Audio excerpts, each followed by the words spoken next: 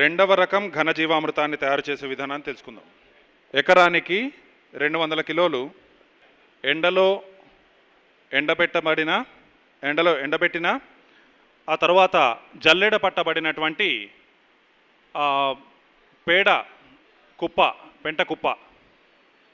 పెంట కుప్పను తీసుకోవాలి. పెంట అంటారు కదా, పేడ. ఎండలో బాగా ఎండబెట్టబడినటువంటిది, బాగా జల్లెడ పట్టబడినటువంటిది అయిన 200 కిలోల పెంటను తీసుకోవాలి. పెంట దాన్ని నేలపైన కొద్దిగా నేలపైన పరచాలి. దానిలో 10% అంటే 200 కేజీలకు 20 లీటర్ల జీవామృతాన్ని దానిపైన పిచికారీ చేయాలి. దానిపైన చల్లాలి. 100 కిలోలకి 10 లీటర్లు జీవామృతాన్ని దానిపైన చల్లాలి. తరువాత దానిని పారతో నిలువుగా అడ్డంగా కలియబెట్టాలి. దానిపైన చల్లిన జీవామృతం దానిలో ప్రతి కణానికి అంటే విధంగా మనము పారతోటి నిలువుగాను అడ్డంగాను దాన్ని బాగా కలియదిప్పాలి. తరువాత దానిని నీడలో 48 గంటల పాటు కుప్పగా పోసి ఉంచాలి. దానిపైన సూర్యరశ్మి కానీ వర్షపు నీరు కానీ పడకుండా జాగ్రత్త పడాలి. పగటి ఉష్ణోగ్రత 12 డిగ్రీల సెంటీగ్రేడ్ లోపు ఉంటే ఆ కుప్పను గోనె సంచితో కప్పాలి, లేకుంటే అవసరం లేదు. 48 గంటల తరువాత దానిని మండుటెండలో పరిచి ఆరబెట్టాలి. ఎండ దానిలో అన్ని భాగాలకి తగిలే విధంగా ఉదయము సాయంత్రము, అంటే ఉదయం దాదాపు 10 గంటల ప్రాంతంలో, సాయంత్రం 4 గంటల ప్రాంతంలో దానిని పైకి క్రిందికి తిప్పాలి. పూర్తిగా ఎండిపోయిన తరువాత, పూర్తిగా ఆరిపోయిన తరువాత దానిలో ఉండలు ఉన్నట్లయితే ఆ ఉండలను పొడి చేసి గోనె సంచిలో ఆ పొడిని తీసుకొని నిల్వ చేయాలి. ఈ విధంగా తయారు చేయబడినటువంటి ఘనజీవామృతాన్ని మీరు 1 సంవత్సరం వరకు ఉపయోగించవచ్చు. ఇది 1 ఎకరానికి సరిపడే మోతాదు. దీనికోసం ఉపయోగించే పెంట దేశవాళీ ఆవుది కానీ దేశవాళీ ఎద్దుది కానీ అయి ఉండాలి. జెర్సీ హోల్స్టీన్ది ఏమాత్రం పనికిరాదు. 3వ రకం ఘనజీవామృతం గోబర్ గ్యాస్ స్లరీ ఘనజీవామృతం. మీలో గోబర్ గ్యాస్ ఎవరెవరి దగ్గర ఉంది? గోబర్ గ్యాస్తో విద్యుత్ ఉత్పత్తి ఎంతమంది చేస్తూ ఉన్నారు? ఎనీబడి? మీలో గోబర్ గ్యాస్తో విద్యుత్ ఉత్పత్తి చేస్తున్నవారు ఎంతమంది? గోబర్ గ్యాస్ ద్వారా విద్యుత్తును ఎలా ఉత్పత్తి చేయాలి అనే దానికి సంబంధించి ప్రత్యక్షంగా మీరు సందర్శించుకునేందుకు నమూనాలు సిద్ధంగా ఉన్నాయి. రేపు దానికి సంబంధించిన వివరాలు మీకు అందజేస్తాం. బయటికి వచ్చినటువంటి ఆ గోబర్ గ్యాస్ స్లరీని అంతటినీ కూడా తీసుకొని బాగా మండుతున్న ఎండలో దానిని ఎండబెట్టాలి. ఆవుదైనా ఎద్దుదైనా పర్వాలేదు, గేదెదైనా పర్వాలేదు, కానీ ఈ జెర్సీ హోల్స్టీన్ది మాత్రం అయి ఉండకూడదు. ఇలా బయటకు వచ్చినటువంటి ఈ గోబర్ గ్యాస్ స్లరీని తీసుకువచ్చి ఎండలో పూర్తిగా ఎండబెట్టి దానిని ఆ ఉండలన్నింటినీ కూడా మనం పొడి చేయాలి. దానిని నిల్వ ఉంచాలి. దాని నుంచి 50 కిలోలు ఎండిన ఆ పేడ పొడిని తీసుకోవాలి. ఈ విధంగా తీసుకున్నటువంటి పేడలో 50 కిలోలు తీసుకొని దీనిలో అనరోబిక్ కానటువంటి సూక్ష్మజీవులు ఉంటాయి. దీనిలో ప్రాణవాయువు పైన ఆధారపడనటువంటి సూక్ష్మజీవులు ఉంటాయి. మనకు ప్రాణవాయువు పైన ఆధారపడే సూక్ష్మజీవుల అవసరం ఉంటుంది. కాబట్టి దానిలో ఆ 50 కిలోలు తీసుకొని దానికి మరో 50 కిలోలు మనము తాజా పేడను కలపాలి, ఆవు పేడను.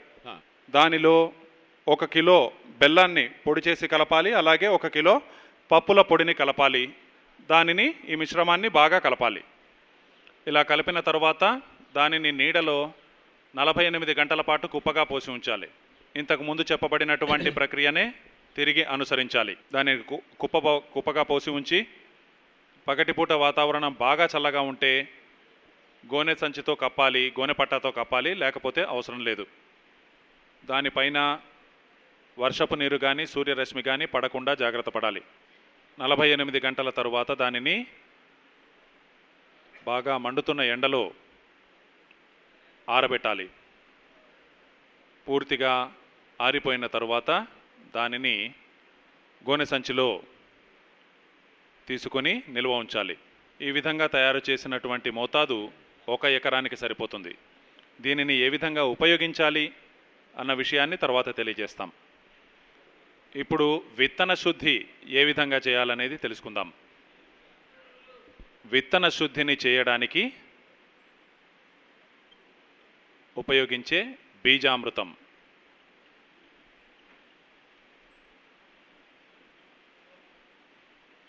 వంద కిలోల విత్తనాలను శుద్ధి చేయడానికి 20 లీటర్ల నీరు తీసుకోవాలి. అందులో 5 లీటర్ల దేశవాళీ గోమూత్రం, దేశవాళీ ఆవు మూత్రాన్ని కలపాలి.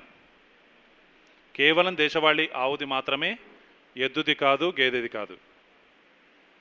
అందులో 5 కేజీలు తాజా దేశవాళీ ఆవు పేడను కలపాలి. దీనిలో 50 గ్రాముల సున్నం, తినే సున్నం, 50 గ్రాముల తినే సున్నాన్ని నీటిలో కలిపి దీనిలో కలపాలి. దుకాణం నుంచి సున్నం తీసుకోవాల్సిన పరిస్థితి వస్తే వాళ్ళకి ఇది 0 బడ్జెట్ అన్న విషయాన్ని వివరించి డబ్బులు ఇవ్వకుండా రండి. దీనిలో మన పొలం గట్టు మీద మట్టి లేదా అడవిలోని మట్టిని 1 పిడికెడు కలపాలి. జీవాణువుల మట్టి, సూక్ష్మజీవుల మట్టి, పొలం గట్టు మీద, మన పొలం గట్టు మీద మట్టిలోనూ అలాగే దట్టమైన అడవిలోని మట్టిలోనూ మనకు తెలిసిన తెలియని, మనము గుర్తించగలిగిన గుర్తించలేని అనేక రకాల సూక్ష్మజీవులు వేల సంవత్సరాలుగా అందులో నివాసం ఉంటూ ఉన్నాయి. మనం ఎప్పుడైతే ఆ పిడికెడు మట్టిని మనము ఈ బీజామృతంలో కలుపుతామో ఆ రకములు ఆ సూక్ష్మజీవులు అన్నీ కూడా ఇందులో క్రియాశీలమై ఒక జీవ వైవిధ్యం ఏర్పడుతుంది. ఆ రకంగా తయారు చేసినటువంటి పదార్థాన్ని మన పొలాల్లో ఉపయోగించడం వల్ల ఈ జీవ వైవిధ్యం, ఆ సూక్ష్మజీవులన్నీ కూడా గణనీయంగా వాటి సంఖ్య పెంచుకుని ఈ జీవ వైవిధ్యం మన పొలంలో సంభవిస్తుంది. జీవ వైవిధ్యం ఎంత బాగా జరిగితే మన దిగుబడి అంత ఎక్కువగా ఉంటుంది. తరువాత ఈ మిశ్రమాన్ని సవ్య దిశలో కలియతిప్పాలి. అపసవ్య దిశలో కాదు, సవ్య దిశలో ఒక కర్రతో, ఒక కట్టెతో ఈ మిశ్రమాన్ని కలియదిప్పాలి.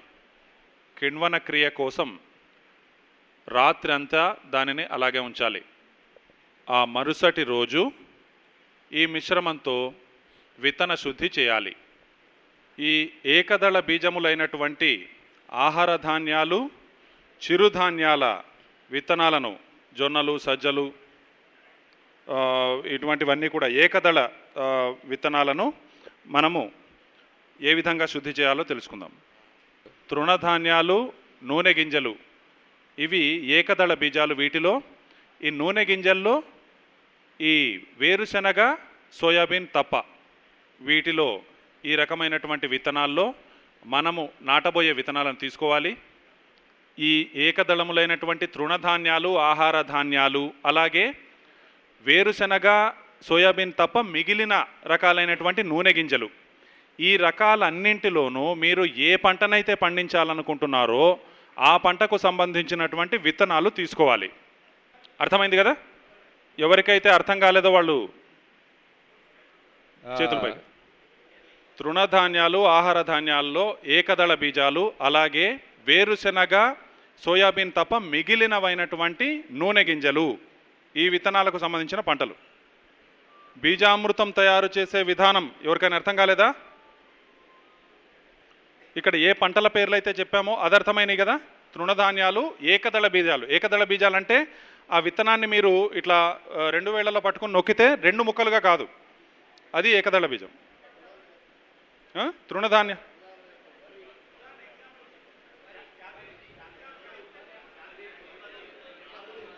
జొన్నలు, రాగులు ఇటువంటివి మీరు పట్టుకొని నొక్కితే 2 ముక్కలు అవుతాయి. అవి శనగపప్పు. తెలుగు में नाम बता दीजिए और एक बार. జీ తెలుగులో జొన్నలు, రాగులు, సజ్జలు ఇవన్నీ ఉన్నాయి కదా. ఈ తృణధాన్యాలు, మెంతులు, మెంతులు కాదు, జొన్నలు, రాగులు, సజ్జలు, ఈ గింజలు ఏవైతే ఉన్నాయో తృణధాన్యాలు ఏకదళ బీజాలు. ఏకదళ బీజానికి ద్విదళ బీజానికి తేడా ఏంటంటే, ద్విదళ బీజాన్ని మీరు 2 వేళ్లలో మధ్యలో పట్టుకొని నొక్కితే అది 2 ముక్కలు, సమానమైనటువంటి 2 ముక్కలుగా విభజించబడుతుంది, వస్తాయి. వరి, గోధుమ, ఆహార ధాన్యాలు, తృణధాన్యాలు. ఆహార ధాన్యాలు అంటే ఇవన్నీ వస్తాయి కదా. వరి, గోధుమ, జొన్న, మొక్కజొన్న, బాజరా, సజ్జలు, రాగులు, చిరుధాన్యాలు, తృణధాన్యాలు, పత్తి, ఇవి నూనె గింజలు, నువ్వులు, సన్ఫ్లవర్, ప్రొద్దుతిరుగుడు, గిరిపుష్ప, గ్రీన్ సీడ్, అవిసె, పెసర, అల్సి, తెలుగులో ఏమంటారు దాన్ని, గ్రీన్ సీడ్, అవిసె, నువ్వులు, సోయాబీన్, వేరుశనగ తప్ప ఇతర రకాలైనటువంటి నూనె గింజలు. వీటిలో మీరు ఏ పంటనైతే పండించాలనుకున్నారో ఆ పంటకు సంబంధించినటువంటి విత్తనాలను నేలపై పరిచి దానిపై ఈ బీజామృతాన్ని చేతులతో చల్లాలి. ఆ తరువాత 2 చేతులతో దాన్ని రుద్దాల. తరువాత దానిని నీడలో ఆరబెట్టాలి. 1 గంటలో 2 గంటల్లో అది ఆరిపోతుంది. ఆ విత్తనాలను మీరు నాటాలి. ఇక వేరుశనగ మరియు సోయాబీన్ విత్తనాల విషయానికి వస్తే వాటి పై పొట్టు పలచగా ఉంటుంది కాబట్టి మీరు 2 చేతులతో తీసుకొని దానిని మర్దన సరైన పదమేనా, మర్దన చేసినట్లయితే దానిపైన పొట్టు పోతుంది. కాబట్టి వీటి విషయంలో కొంత పొడి ఘనజీవామృతాన్ని తీసుకొని వాటిపైన చల్లాలి. మొత్తం ఎంత మోతాదులో అయితే ఆ విత్తనాలు తీసుకున్నారో అందులో 10% ఘనజీవామృతాన్ని తీసుకొని వాటిపైన చల్లాలి. వాటిపైన బీజామృతం చల్లినట్లయితే బీజామృతం తడిగా ఉంటుంది కాబట్టి దానిపైన ఉన్న పొట్టు తొలగిపోతుంది, దానితోటి నష్టం వాటిల్లుతుంది. అందుకని ఘనజీవామృతాన్ని వాటిపైన చల్లి అన్నిటికీ అంటే విధంగా కలపాలి. ఇక పప్పు ధాన్యాల గురించి, పెసలు, మినుములు, అలసందలు, కందులు, శనగలు, ఉలవలు, చిక్కుడు, వీటిలో మీరు ఏ పంటనైతే పండించాలనుకుంటున్నారో వాటి విత్తనాలు తీసుకోండి. వాటిని నెమ్మదిగా పరిచి వాటిపై బీజామృతాన్ని చల్లాలి. వాటిని మీరు 2 చేతుల్లోకి తీసుకొని మర్దన చేస్తే వాటికి నష్టం కలుగుతుంది. కాబట్టి కేవలం 2 చేతి వేళ్లను ఇలా విప్పార్చి, చేతి వేళ్లను ఇలా విడదీసి వాటిని తేలికగా అంతా కలిసే విధంగా దాన్ని కిందకి పైనకి తిప్పాలి. అందరికి అర్థమైందా? తరువాత దాన్ని నీడలో ఆరబెట్టి నాటుకోవాలి. చెరకు, అరటి మొలక అంటారా, ఏమంటారు దాన్ని, అరటి మొలక, అరటి పిలక, పసుపు, అల్లం, ఆలుగడ్డ, తట్ట, వెదురు తట్ట ఉంటుందా? వెదురు తట్టలో ఇప్పుడు చెప్పినటువంటి పంటలకు సంబంధించినటువంటి విత్తనాలు లేదా పిలకలు మనం తీసుకోవాలి. ఆ వెదురు తట్టని బీజామృతంలో వీటితో నిండినటువంటి వెదురు తట్టని పూర్తిగా ముంచేసి తర్వాత వాటిని నాటుకోవాలి. అర్థమైంది అందరికీ? తమలపాకు, మిరియాలు, అంట్లు అంటారు కదా, అంట్లేనా? అంట్లు అవి అంటుకట్టే ఉంటాయి కదా, అంటుకట్టే మొక్కలు. ఈ అంట్లను ఈ బీజామృతంలో ముంచి అంటుకట్టాలి. పండ్ల విత్తనాలు బీజామృతంలో ముంచి నాటుకోవాలి. అంటే దీని అర్థం మనము నాటేది ఏదైనా కూడా దానిని బీజామృతంతో విత్తన శుద్ధి చేసి మాత్రమే నాటుకోవాలి. కాయగూరల విత్తనాలు, ఈ కాయగూరల విత్తనాలను తీసుకొచ్చిన తర్వాత వాటిని ఆ ప్యాకెట్లో నుంచి దానిని బయటికి తీసి వాటిపైన విష పదార్థాలు ఉంటాయి కాబట్టి వాటిని శుభ్రంగా కడిగి ఆ తర్వాత వాటిని బీజామృతంలో ముంచి ఆ తర్వాత మనం నాటుకోవాలి. అవి ఏ బీజ్ హై, ఇది విత్తనము. ఈ మేఘావృతమైన తేమ కలిగిన వాతావరణం మేఘావృతంగా ఉన్నప్పుడు ఆ తేమతో పాటుగా ఈ మొక్కలకు హాని చేసేటువంటి శిలీంధ్రాలు, సూక్ష్మజీవుల ఈ జీవ కణాలు కూడా గాలితో పాటుగా కొట్టుకు వచ్చి ఈ విత్తనము యొక్క ఉపరితలం మీద అవి నిలిచి ఉంటాయి. మనము విత్తన శుద్ధి చేయకుండా ఈ విత్తనాలను నాటేటట్లయితే విత్తనాలతో పాటుగా ఈ హానికరములైనటువంటి సూక్ష్మజీవులు, శిలీంధ్రాలు కూడా భూమిలోకి ప్రవేశిస్తాయి. ఈ తేమ లభించడంతో వాటికి వీటి సంఖ్య గణనీయంగా పెరుగుతుంది. और ఆ जड़ में విత్తనము घुसने के बाद మొలకెత్తి వేరు కిందికి వచ్చిన తర్వాత అవి వేరులోకి ప్రవేశిస్తాయి. ఈ విధంగా వేరులోకి ప్రవేశించిన తర్వాత మొత్తం మొక్క శరీరం అంతటిలోకి అవి ప్రవేశిస్తాయి. ఆ తర్వాత మనం చూస్తే ఆ మొక్క ఆకుల పైన నల్లటి, పచ్చటి మచ్చలు కనిపిస్తాయి.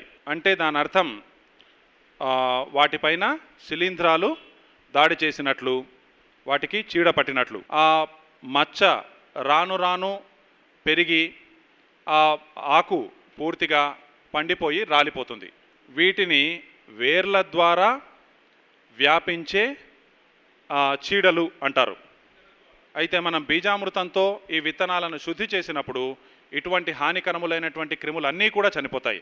బీజామృతంలో మనం దేశవాళీ ఆవు పేడను ఉపయోగించాము. దేశవాళీ ఆవు పేడ ఒక అద్భుతమైన శిలీంధ్ర నాశిని.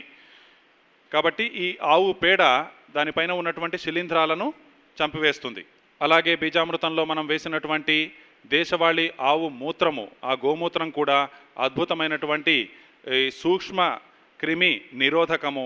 అది కూడా ఈ హానికరములైనటువంటి సూక్ష్మ క్రిములను సంహరిస్తుంది. ఈ విధంగా బీజము శుద్ధమవుతుంది కనుక ఈ విధంగా శుద్ధి చేయబడినటువంటి విత్తనాన్ని మనము భూమిలో నాటినట్లయితే ఈ రకమైనటువంటి చీడలు మనకు రావు.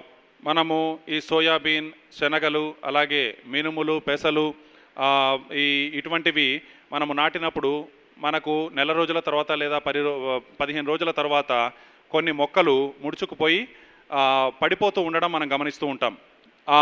అలా ముడుచుకుపోయి రాలిపోయినటువంటి మొక్కల్ని మనము పెకలించి చూస్తే దాని వేరు భాగం అంతా కూడా గుల్లగా అయిపోయినట్లు మనకు కనిపిస్తుంది. ఈ విధంగా హాని చేసేటువంటి మొక్కలకు హాని చేసే సూక్ష్మజీవులు కొన్ని ఉంటాయి. అయితే మనము ఆ విత్తనాలను బీజామృతంతో విత్తన శుద్ధి చేసినట్లయితే ఈ రకంగా మొక్కకి హాని చేసే క్రిములను చంపే మిత్ర కీటకాలు ఆ మొక్క దగ్గరకు వచ్చి ఈ హానికరములైనటువంటి ఈ శత్రు కీటాలను, ఈ హానికరములైనటువంటి సూక్ష్మక్రిములను చంపివేస్తాయి. అందువల్ల వాటి వల్ల మొక్కకు హాని జరగదు.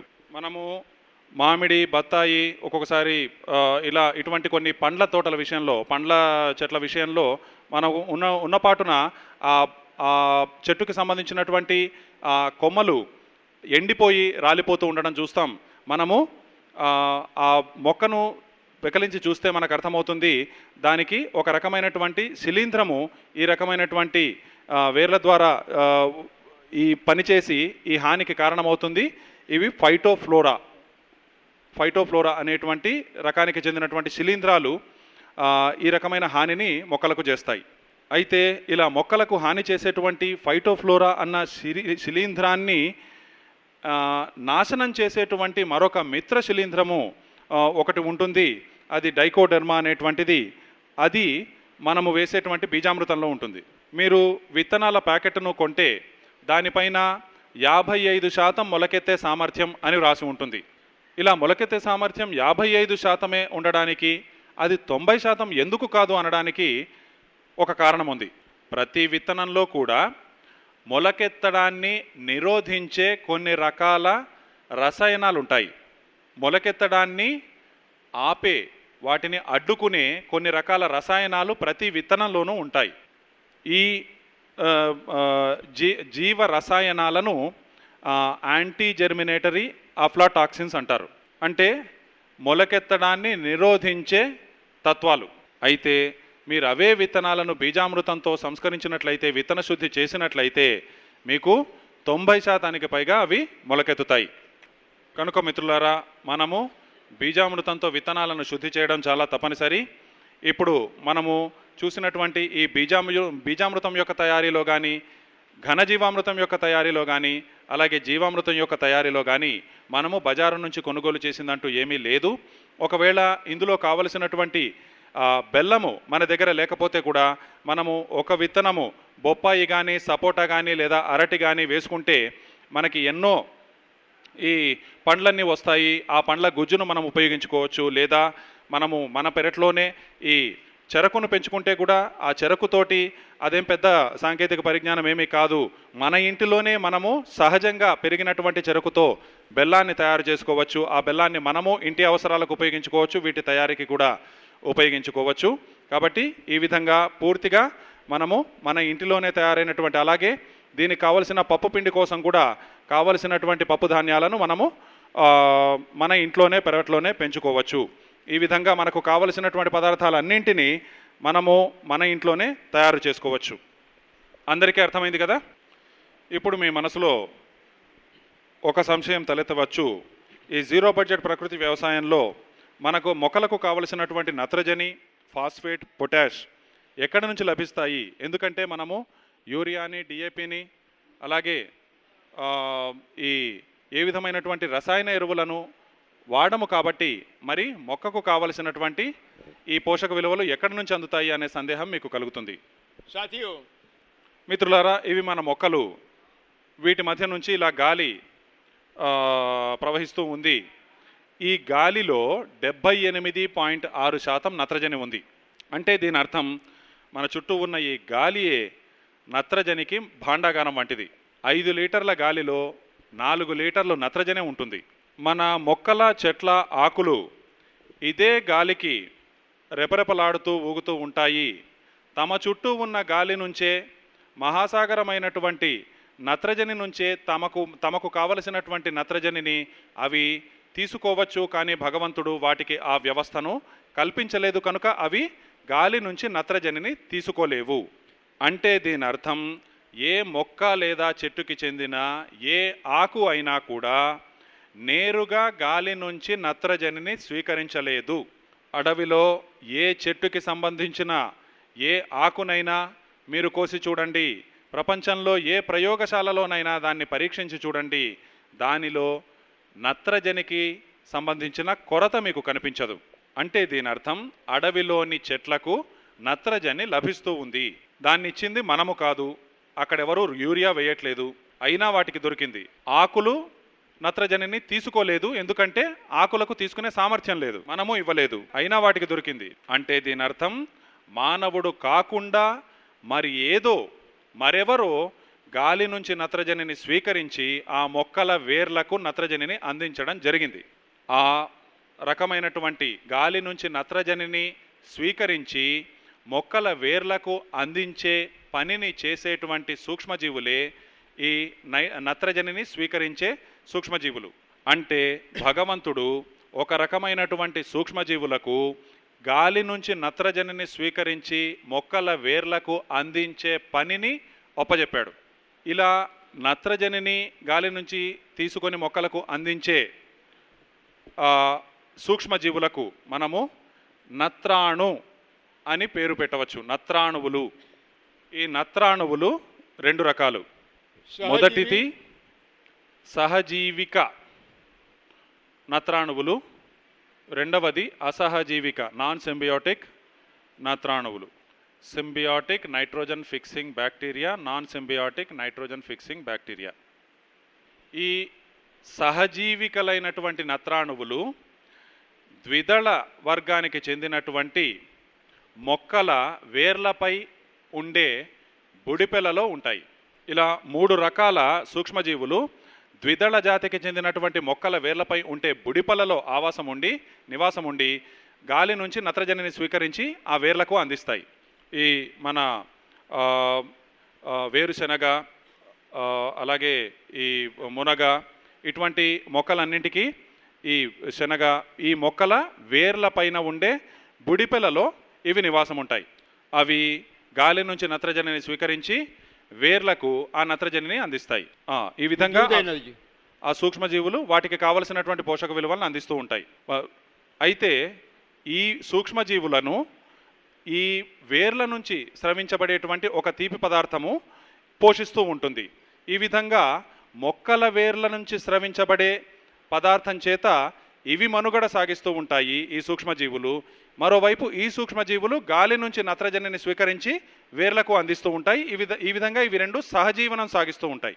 ఈ విధంగా అన్ని పప్పు ధాన్యాలకు సంబంధించిన ద్విదళ పప్పు ధాన్యాలకు సంబంధించినటువంటి అన్ని మొక్కల విషయంలోనూ ఈ విధంగా జరుగుతుంది. मोनोकॉट ఇక అసహజీవి నత్రాణువులు ఈ ఏకదళానికి చెందినటువంటి ధాన్యపు గింజల మొక్కల దగ్గర ఉంటాయి. ఈ విధంగా గాలి నుంచి నత్రజనిని స్వీకరించి మొక్కలకు అందించే అసహజీవికలైనటువంటి నత్రాణువులు 136 జాతులకు చెందినటువంటి సూక్ష్మజీవులు ఉన్నాయి. అంటే ఈ వరి, గోధుమ, ఈ విధంగా ఇందాకే చెప్పుకున్నటువంటి ఈ ఏకదళ తృణధాన్యాలు, ఆహార ధాన్యాలు ఏవైతే ఉన్నాయో వాటి దగ్గర ఈ అసహజీవికలైనటువంటి నత్రాణువులు ఉంటాయి. కాబట్టి ఇవి రెండూ కూడా కలిసి పనిచేస్తాయి. కేవలము అసహజీవికలైనటువంటి నత్రాణువులు పనిచేయవు, అలాగని కేవలము సహజీవికలైనటువంటి నత్రాణువులు పనిచేయవు. కాబట్టి సహజీవికలైనటువంటి నత్రాణువులు, అసహజీవికలైనటువంటి నత్రాణువులు, ఈ సూక్ష్మజీవులు రెండు రకాలు కూడా కలిసి ఉన్నప్పుడే పనిచేయగలుగుతాయి. అంటే మనము యూరియాని ఆపివేసి ఈ గాలి నుంచి నత్రజనిని స్వీకరించి మొక్కలకు అందించాలి అంటే ఈ రెండు రకాల నత్రాణువులకు కూడా మనం పనిపెట్టాలి. ఒక రకమైనటువంటి నత్రాణువు ఏకదళ మొక్క దగ్గర ఉంటే ఇంకో రకమైనటువంటి నత్రాణువు ద్విదళమైనటువంటి మొక్క దగ్గర ఉంది. కాబట్టి మనము ఏకదళ పంటలో ద్విదళాన్ని అంతర పంటగాను, లేదా ద్విదళానికి సంబంధించిన పంటలో ఏకదళాన్ని అంతర పంటగాను వేయడం ద్వారా ఈ రెండు రకాల నత్రాణువులకు మనము పనిపెట్టి గాలి నుంచి కావలసినటువంటి నత్రజనిని స్వీకరించి ఉపయోగించుకోగలుగుతాం. అందుకు గాను ఏమి చేయాలి అనేటువంటిది ఆయా ప్రత్యేక పంటల విషయమై మనము చర్చించేటప్పుడు వివరంగా తెలియజేసుకుందాం. ఈ రెండు రకాల సూక్ష్మజీవులు కూడా కర్మాగారంలో తయారు కావు. ఎందుకంటే భగవంతుడు మానవుడికి ప్రాణిని సృష్టించే సామర్థ్యాన్ని ఇవ్వలేదు. ఎందుకంటే మనము సృష్టికర్తలము కాము.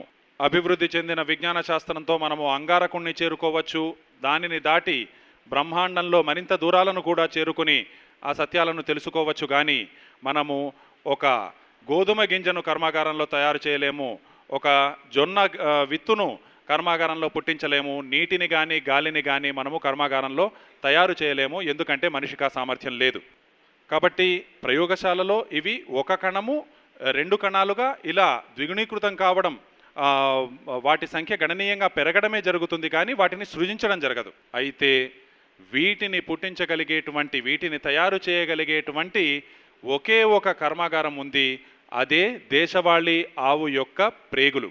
కాబట్టి ఆవుల ప్రేగులలో తయారైనటువంటి ఈ రకమైన మేలు చేసేటువంటి సూక్ష్మజీవులు ఆవుల ప్రేగులలో నుంచి పేడ బయటికి వచ్చిన తర్వాత ఆ పేడ ద్వారా మనము జీవామృతాన్ని, ఘనజీవామృతాన్ని తయారు చేయడంతో ఆ విధంగా దానిలో ఉన్నటువంటి ఇలా మేలు చేసే సూక్ష్మజీవులు మన పొలంలోకి ప్రవేశించి వాటి సంఖ్యను గణనీయంగా పెంచుకుని గాలిలోని నత్రజనిని స్వీకరించి మొక్కలకు అందిస్తాయి. ప్రపంచవ్యాప్తంగా 40 లక్షల మంది ప్రస్తుతం ఈ జీరో బడ్జెట్ ప్రకృతి వ్యవసాయాన్ని అనుసరిస్తున్న రైతులు ఉన్నారు. వాళ్ళు ఎన్నో సంవత్సరాలుగా ఎప్పుడూ ఒక్క అణువు కూడా వాళ్ళు యూరియా, డిఏపి వాళ్ళ పొలాల్లో వేసింది లేదు. అయినప్పటికీ ఆ పొలాల్లో మొక్కల్లో ఈ నత్రజని కొరత, నత్రజని లోటు కనిపించదు. కనుక కేవలం యూరియా, డిఏపిల ద్వారానే మొక్కలకు నత్రజని అందుతుంది అనేటువంటి అభిప్రాయాన్ని మీరు పూర్తిగా తీసివేయండి.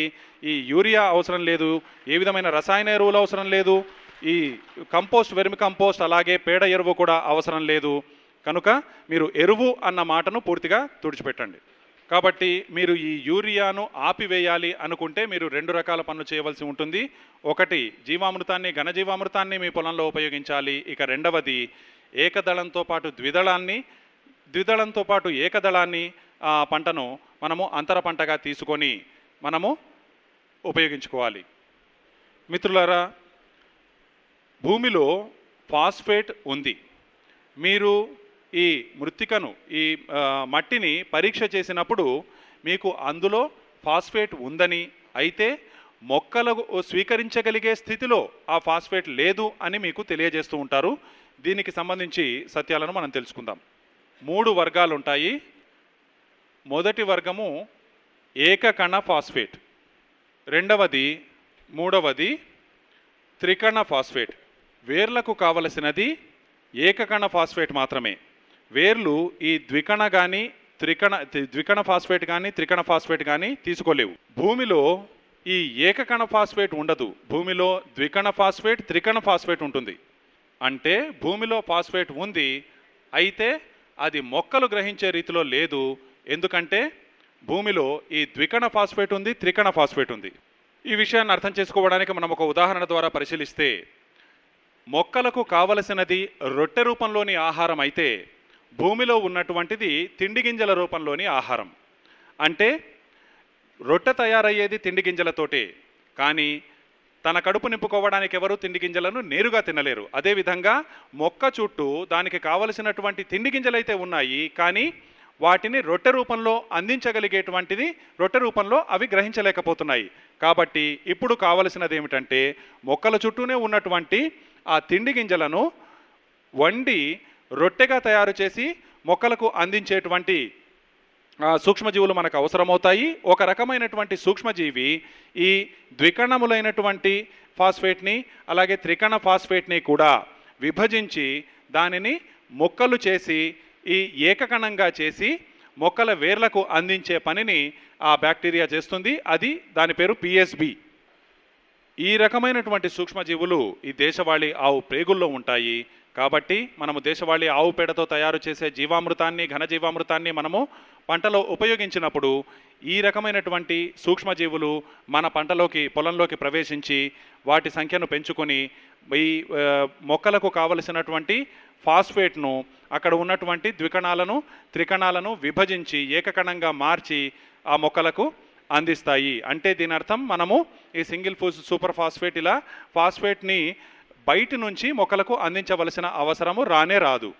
40 లక్షల మంది ప్రపంచవ్యాప్తంగా జీరో బడ్జెట్ ప్రకృతి వ్యవసాయాన్ని అనుసరిస్తున్న రైతులు ఎప్పుడూ కూడా 1 గ్రాము కూడా డిఏపి కానీ సింగిల్ సూపర్ ఫాస్ఫేట్ని కానీ వేసేది ఉండదు. అయినప్పటికీ మా పొలాల్లో ఎప్పుడూ కూడా ఈ ఫాస్ఫేట్కి సంబంధించిన కొరత రానే రాదు. ఈ విషయాన్ని ఎవరు నిరూపించలేరు. కాబట్టి వ్యవసాయ శాస్త్రజ్ఞులందరూ కూడా ఇన్ని రోజులు మిమ్మల్ని అవివేకంలో ఉంచడం జరిగింది.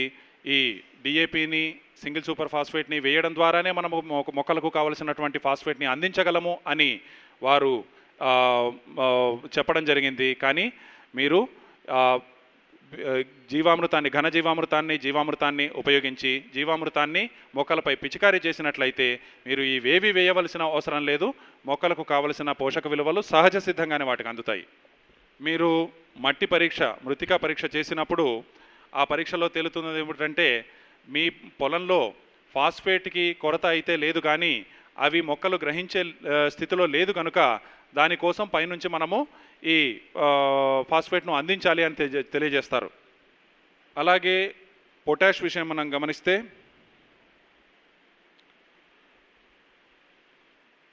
భూమిలో ఈ పొటాష్ సహజ సిద్ధంగా ఉంటుంది. అయితే అది అనేక కణాల సమూహంగా ఉంటుంది. దాన్ని సిలికేట్ కొలైడ్స్ అంటారు. అలాగే పొటాష్ కూడా మొక్కల వేర్లు ఏకకణ రూపంలో మాత్రమే స్వీకరించగలుగుతాయి. ఇలా అనేక కణముల రూపంలో ఉన్నటువంటి పొటాష్ను అవి స్వీకరించలేవు. మీరు అడవిలో ఉన్న ఏ వృక్షానికి చెందిన ఏ ఆకునైనా తీసుకుని ప్రపంచంలో ఏ ప్రయోగశాలలో పరిశీలించినా మీకు దానిలో నత్రజని కొరత కానీ, ఫాస్ఫేట్ కొరత కానీ, పొటాష్ కొరత కానీ కనిపించదు. అంటే అడవిలోని మొక్కలు, చెట్లకు పొటాష్ పుష్కలంగా లభిస్తూ ఉంది. అడవిలో ఉన్నటువంటి భూమిలో కూడా ఈ పొటాష్ అనేది బహుకణముల సముదాయం రూపంలోనే ఉంటుంది తప్పితే వేర్లు గ్రహించగలిగే ఏకకణమైన రూపంలో ఉండదు. అలాగని మనము అడవిలోకి వెళ్ళి ఎరువులను వేయము, కాబట్టి మనము వాటికి పొటాష్ను అందించలేదు. అయినప్పటికీ అడవిలో మొక్కలకు మాత్రం పొటాష్ పుష్కలంగా లభించింది. వాటిలో పొటాష్కి సంబంధించిన కొరత లేనేలేదు. అంటే ఈ భూమిలోనే ఉన్నటువంటి అనేక కణముల సముదాయం రూపంలో ఉన్న పొటాష్ని విభజించి ఏకకణములుగా మొక్కల వేర్లకు అందించినటువంటి వారు ఎవరో ఉన్నారు. ఇలా అనేక కణముల రూపంలో ఉండేటువంటి పొటాష్ను విభజించి ముక్కలు చేసి ఏకకణముల రూపంలో దానిని మొక్కల వేర్లకు అందించేటువంటి పనిని భగవంతుడు ఈ బ్యాసిలస్ సిలికస్ అనేటువంటి సూక్ష్మజీవికి అప్పజెప్పాడు. ఈ బ్యాసిలస్ సిలికస్ సంతతికి చెందినటువంటి సూక్ష్మజీవులు కూడా దేశవాళీ ఆవు ప్రేగులలోనే తయారవుతాయి.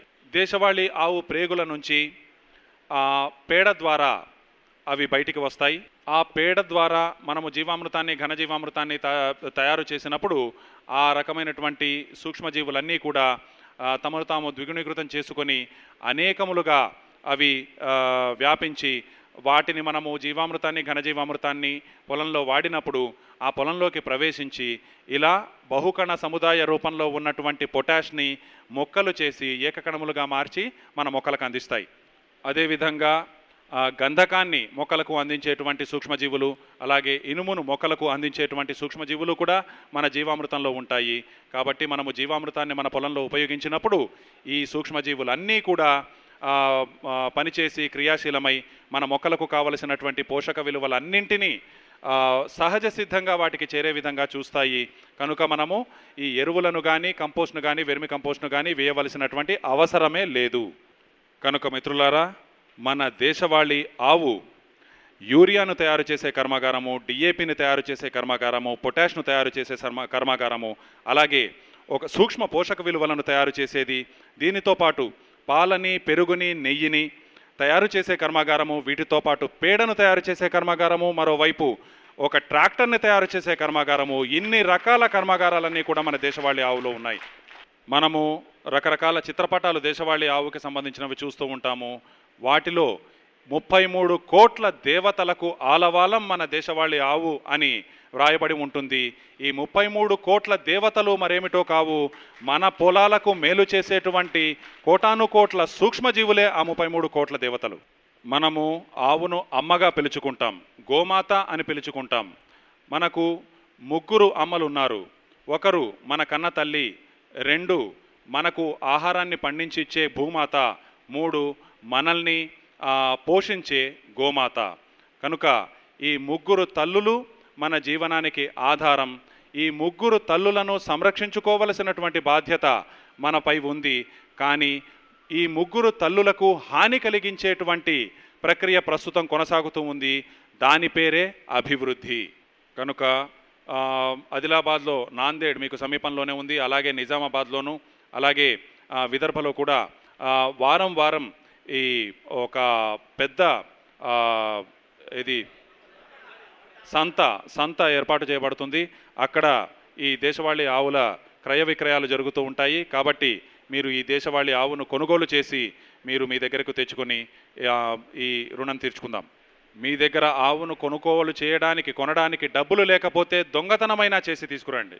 నేను మీకు భరోసా ఇస్తున్నాను, మీరు ఆవును దొంగిలించి తీసుకువచ్చినా కూడా మీ మీద ఎవరు ఫిర్యాదు చేసేవాళ్ళు ఉండరు. అయితే మీరు దొంగిలించవలసింది మీ మామగారింట్లో. కనుక మీరు ఒక్క దేశవాళీ ఆవును తీసుకువస్తే ఈ ఎరువుల కర్మాగారాలన్నీ మూతపడతాయి. అలాగే మన భూతాపం పెరగడము, వాతావరణంలో చోటు చేసుకుంటున్నటువంటి అనూహ్యమైనటువంటి మార్పులకు చరమగీతం పాడుతాం. అలాగే మనకు భూమిలో ఉన్నటువంటి సారము కోల్పోవడం కూడా ఇకపై ఆగిపోతుంది. ఈ విధమైనటువంటి దుష్ఫలితాలన్నింటికీ ముగింపు పలకడానికి మనకున్న ఏకైక పరిష్కారం దేశవాళీ ఆవు. మిత్రులారా, దాదాపు 2 లక్షల సంవత్సరాల క్రితం మన దేశవాళీ ఆవు, అలాగే జెర్సీ హోల్స్టీన్, వీటికి మూలం అయినటువంటి జాతి ఒకటే.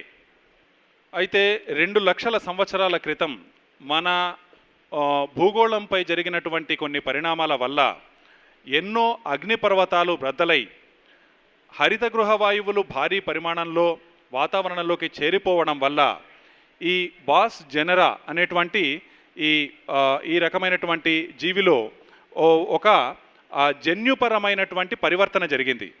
దీని నుంచి 3 రకాల ప్రజాతులు పుట్టుకొచ్చాయి. వాటిలో మొదటిది మన దేశవాళీ ఆవు, దీని పేరు బాస్ ఇండికస్. రెండవది జెర్సీ హోల్స్టీన్, దీని పేరు బాస్ టారస్. ఇక మూడవది యాక్ అంటే జడల బర్రె, అది ప్రస్తుతం హిమాలయాల్లో పనిచేస్తూ ఉంది. అయితే ఇన్ని లక్షల సంవత్సరాల్లో నిరంతరము జన్యు పరివర్తన జరుగుతూ ఉండడం వల్ల ఆ జన్యు పరివర్తన ఏ స్థాయిలో జరిగిందంటే పూర్తిగా దేశవాళీ ఆవు, మరోవైపు జెర్సీ హోల్స్టీన్ అనేటువంటివి పూర్తిగా భిన్నమైనటువంటి రకాలకు చెందినటువంటి జంతువులుగా మారిపోయాయి. ఇప్పుడు దేశవాళీ ఆవు వేరే ప్రాణి, వేరే జీవి, అలాగే జెర్సీ హోల్స్టీన్ వేరే జీవి. రెండింటిలోనూ ఏ విధమైన సమానత్వము లేదు. దేశవాళీ ఆవు జేబు సంతతికి చెందిన జీవి. దేశవాళీ ఆవు జేబు కుటుంబానికి చెందిన, దీనికి 21 లక్షణాలు ఉన్నాయి. ఈ దేశవాళీ ఆవుకి ఉన్నటువంటి 21 లక్షణాలలో ఏ ఒక్క లక్షణము కూడా ఈ జెర్సీ హోల్స్టీన్లో లేవు. हम మూపురం తెలుగు కాబట్టి ఈ మూపురం ఉన్నటువంటిదే ఆవు, మూపురం లేనిది ఆవు కాదు. మీరు జెర్సీ హోల్స్టీన్ మీద చెయ్యి జాపి చూస్తే అది పూర్తి సమతలంగా ఉంటుంది, గంగడోలు. కాబట్టి గంగడోలు ఉన్నటువంటిదే ఆవు. జెర్సీ హోల్స్టీన్కి ఆ గంగడోలు లేదు కనుక అది ఆవు కాదు. మిత్రులారా, ఈ దేశవాళీ ఆవుకి జెర్సీ ఆవుకి ఉన్నటువంటి భిన్నత్వాలు అనేకం ఉన్నాయి. అలాగే దేశవాళీ ఆవు వైశిష్ట్యాన్ని గురించి కూడా ఎన్నో విషయాలు ఉన్నాయి. అయితే సమయాభావం వల్ల ఇప్పుడు వాటిని అన్నింటిని గురించి చర్చించలేము. అయితే దేశవాళీ ఆవు గురించి వ్రాయబడినటువంటి వారు రాసినటువంటి ఒక అద్భుతమైన పుస్తకం ఇక్కడ అందుబాటులో ఉంది. దాన్ని చదివి మీరు తెలుసుకోవచ్చు. ఈ దేశవాళీ ఆవు, ఈ జెర్సీ ఆవు ఇచ్చేటువంటి పాలు మన పిల్లలకు హానికరం, అది ఇచ్చేటువంటి పేడ మన భూమికి హానికరం, అసలు ఆ జీవే మనకు హానికరం. అది ఒక భయంకరమైన కుట్రలో భాగంగా మన వద్దకు బలవంతంగా ప్రవేశపెట్టబడింది. కాబట్టి ఈ జెర్సీ ఆవు అనేటువంటిది ఆవు కానే కాదు. ఈ జెర్సీ ఆవు రోజుకు 15 లీటర్ల పాలిస్తుందని, మన దేశవాళీ ఆవులు ఇవ్వవని చాలామంది చెబుతూ ఉంటారు. అది పూర్తిగా అవాస్తవం. మన థార్పార్కర్ రోజుకి 20 లీటర్ల పాలిస్తుంది. గుజరాత్కు చెందిన గిర్ ఆవు 20 నుంచి 25 లీటర్ల పాలిస్తుంది. అలాగే కాంక్రేజ్ సౌరాష్ట్రకు చెందినటువంటిది, అది 15 నుంచి 20 లీటర్లు. అలాగే సాహివాల్ పంజాబ్కు చెందినటువంటిది 25 లీటర్లు. రాఠీ అనే ఆవు రోజుకి 20 నుంచి 25 లీటర్లు కూడా పాలిస్తాయి. కాబట్టి కేవలం దేశవాళీ ఆవులు తక్కువ పాలిస్తాయి అనేటువంటి వాదన పూర్తిగా అవాస్తవం. దక్షిణ అమెరికాలో బ్రెజిల్ అన్న దేశం ఉంది. ఆ బ్రెజిల్ ప్రభుత్వం భారతదేశం నుంచి ఉత్తమ రకానికి చెందినటువంటి ఒంగోల్ జాతికి చెందినటువంటి ఆవును, ఎద్దును, అలాగే గిర్, సాహివాల్, థార్పార్కర్ ఇలా భారతదేశానికి చెందినటువంటి ఆవులను, ఎద్దులను తీసుకువచ్చి వాటి బీజ సంస్కృతిని చేసి క్రమక్రమంగా ఒక ఉత్తమమైనటువంటి జాతిని వారు పూర్తిగా భారతీయ దేశవాళీ ఆవులను సంతతిగా ఒక ఉత్తమమైనటువంటి సంతతిని రూపొందించారు. దాని పేరు బ్రాహ్మిన్ అని దాని పేరు పెట్టారు. అది అంతర్జాతీయ పోటీలలో రోజు 60 లీటర్ల పాలిచ్చి ప్రథమ బహుమతిని గెలుచుకుంది. కనుక మనము మన భారతీయ దేశవాళీ జాతుల ఉన్నతమైనటువంటి దేశవాళీ జాతుల ఉత్పత్తి కోసం మనము ఈ వాటి బీజాన్ని సంస్కరించి వాటిని మెరుగుపరిచేటువంటి పనిని మనము చేపట్టాలి. ఈ జెర్సీ హోల్స్టీన్ ఆవు రోజుకి 15 లీటర్లు ఇస్తే అది లీటరు 20 రూపాయలు కాబట్టి మనకు 300 రూపాయలే వస్తాయి. కానీ మన దేశవాళీ ఆవు 10 లీటర్లు ఇచ్చినా అది లీటరు 60 రూపాయల ధర పలుకుతుంది పోషక విలువల వల్ల. కాబట్టి రోజుకి 600 రూపాయలు వస్తాయి. ఏది లాభదాయకమో మీరే ఎంచుకోండి. కాబట్టి మన దేశవాళీ ఆవు నెయ్యి కూడా అనేక రకాల ఔషధాలలో అద్భుతమైన ఔషధంగా అది ఉపయోగపడుతుంది. అది సక్రమమైన పద్ధతిలో తీయబడినటువంటి నెయ్యి 2000 రూపాయలు కిలో ధర కూడా పలుకుతూ ఉంటుంది. ఇక ఈ జెర్సీ హోల్స్టీన్ పాలతో తీసినటువంటి నెయ్యి అయితే అది ఎందుకు పనికిరాందే. ఒంగోలు ఎద్దులు, కోడెలు కాబట్టి ఈ ఒంగోలు ఎద్దుల జోడి